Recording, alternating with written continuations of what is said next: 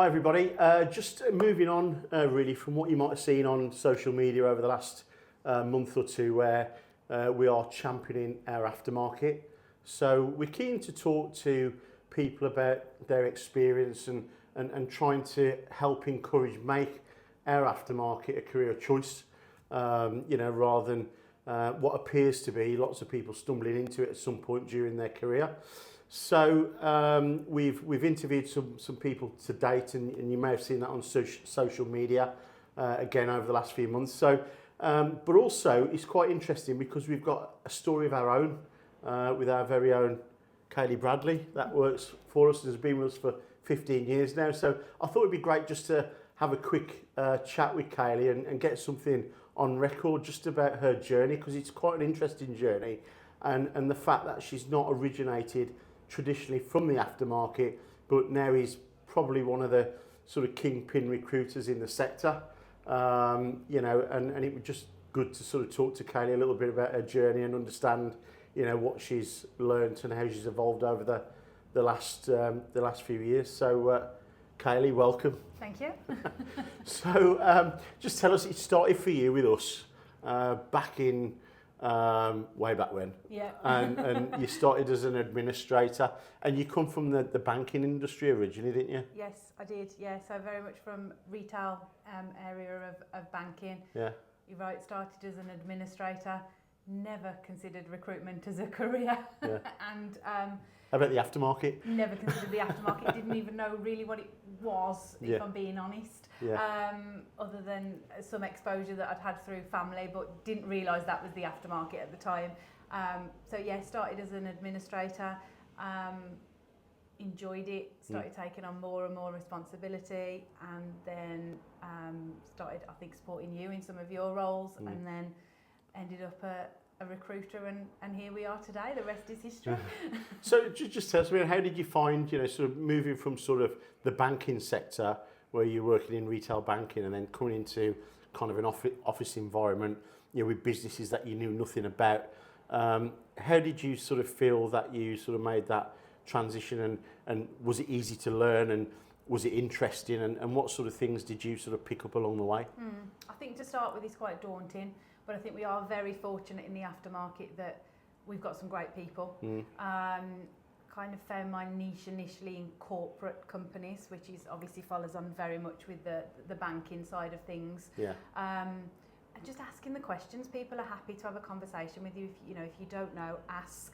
Yeah. And the more you speak to people, the more you learn, and then it just becomes a way of life for you. And now it's ingrained, and it's interesting, and I want to learn more, and there is more to learn. But it's just a great sector full of great people that are willing to teach if you're willing to learn. Okay. So what would you say, sort of from our sector coming from the outside to inside the automotive aftermarket, parts supply chain and the like, what would you say is the one thing that really kind of stands out for you? I would say it's not what you think.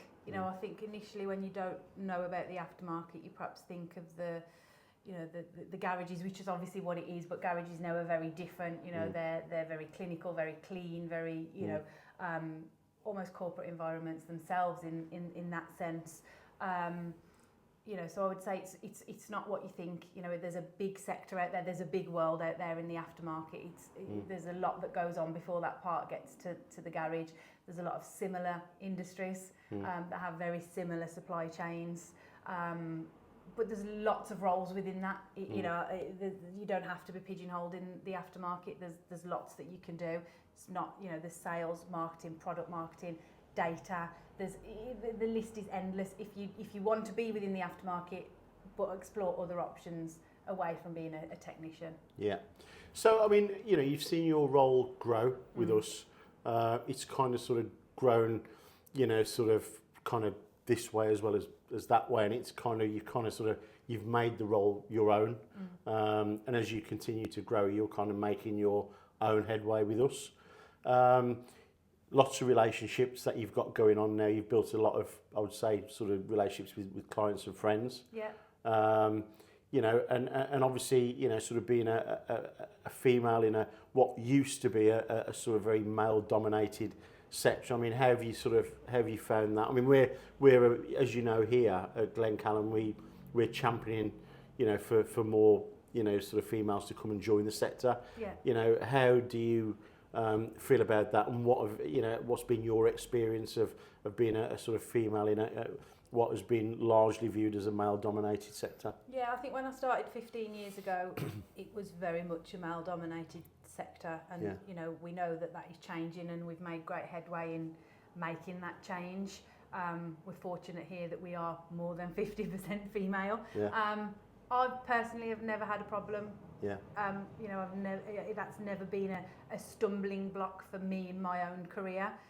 But I must say it's really positive to see more and more females within the industry, because I do think they have a lot to give. We were at Automechanica a few weeks ago. The women's networking event was fantastic. It was really positive.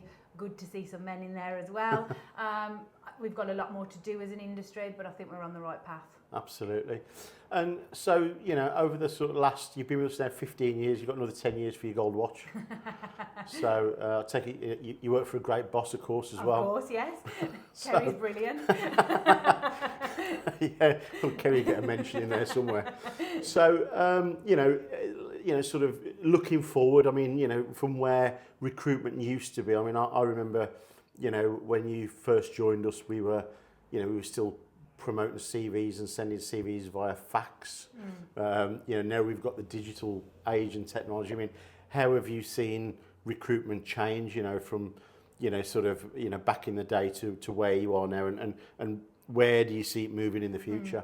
I think recruitment has always been and always will be a very fast-paced industry in terms of the level of change. The biggest change I've seen over 15 years is the digitalisation of everything. So, 15 years ago, it wasn't so easy to apply for a job. Now we've got one-click apply. Everything, candidates and clients want things fast. They want things now. I think, and that's come from that digital, digitalisation of our industry. What we're seeing next, and where we probably will see more changes, is AI coming into the frame. That throws up a lot as recruiters. Yeah. It's the question of, are people's CVs personalised? Are they telling us about them, or is it an AI generated document? Same with job descriptions. I think AI has got a lot to give to the recruitment industry, but I still think it's it's never going to replace you or I. Recruitment needs that human touch, but it's interesting to see where that will take us next. So, would you say now, client centric or candidate centric right now? Right now, I think we're still candidate centric. I can see the shift coming in the future, but I think we're still very candidate driven at the moment. So, businesses out there, certainly with your clients, what you're advising them is to sort of really gear up for engagement. And making, and I think with what we're trying to do with our aftermarket is to make our industry appealing for people to come and join. And so as a candidate, way back when in the day, when you were sort of from outside the industry, this has give you a good career, good living, good life. What would you say to anybody considering a career in the automotive aftermarket out there, if you had a short message for someone considering that as an option? Yeah, I'd say absolutely do it. There's a lot of careers to offer. There's a lot of growth that you can experience. We've seen the stories of, all the people that you've spoken to, where they started to where they are. My story is the same. The industry has got a lot to give. And if you're willing to learn and you want to grow, it's a great industry to be in, because the people are fantastic. But yeah, give it a go, have a look, see what we've got to offer.